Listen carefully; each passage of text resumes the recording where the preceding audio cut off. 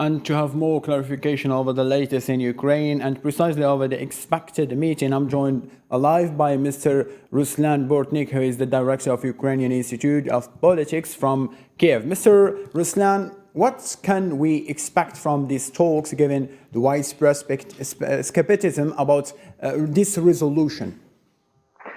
I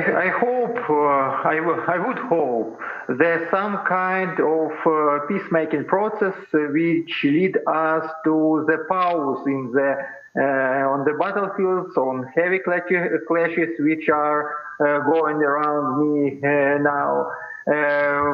Maybe for temporary pause in these clashes, for gathering the bodies of killed people, for changing the captured people. I hope for such result. Of course, we should understand this first negotiation. They are not such. They are not clear negotiations. Both sides try to stand up and some likes and ultimatums to each other, and no project, no draft of peace is between them on the table. Mr. Ruslan, based on the statistics given, there are reports that the Russian troops, or let me say the Russian military, they are taking control over some cities in the southeast of Ukraine. What can you say about that? The first thing which is dying on the war is truth. Truth is the first victim of the war. We should understand this. And I don't believe in any statistic from the both sides of conflict. For nowadays, I think both sides and Russia, of course, use this information to move their propaganda, to move their attempt to this situation. We should, to be honest, we should say that Russian troops have advantages on the south of Ukraine, small advantage on the east, and they made a great dangers near the Kiev from the north of Ukraine. At the same time, of course, they lose a lot of soldiers, a lot of equipment, and the Ukrainian soldiers are very brave and still continue to fight.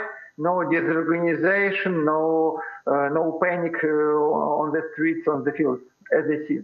Mr. Ruslan, taking into consideration what happened last night by the Russian President Vladimir Putin, what he said that there is nuclear war, there is nuclear weapons. Do you think that threatening with using these nuclear weapons, can we see a solution, or this is just another threat?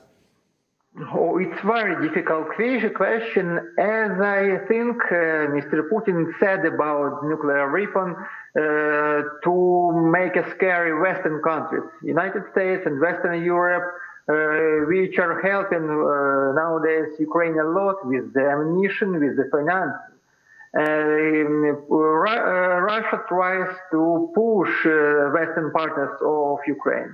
Also, Russia is also scary because the best Russian troops are around Ukraine or in Ukraine, and the Russian borders is quite weak for nowadays. And Russia talking about the nuclear war weapon gives the signal to Western partners, to United States, that Russia should defend themselves.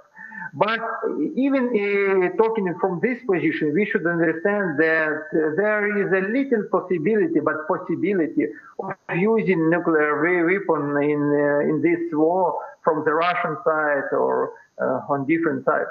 Mr. Ruslan, as a last point, do you think this talking that is going to take place in Belarus will give us an end to this crisis, to this war, to this conflict?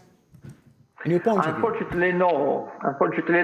But this is a very important first step to demilitarization of conflict, to humanization of conflict, to changing the bodies of killed people and to changing the captured people. I hope so. But for my side, nowadays, no one side is going to change his position to the peace. Thank you so much, Mr. Portland, joined Thank you. live from Kiev. Appreciate it. Thank you.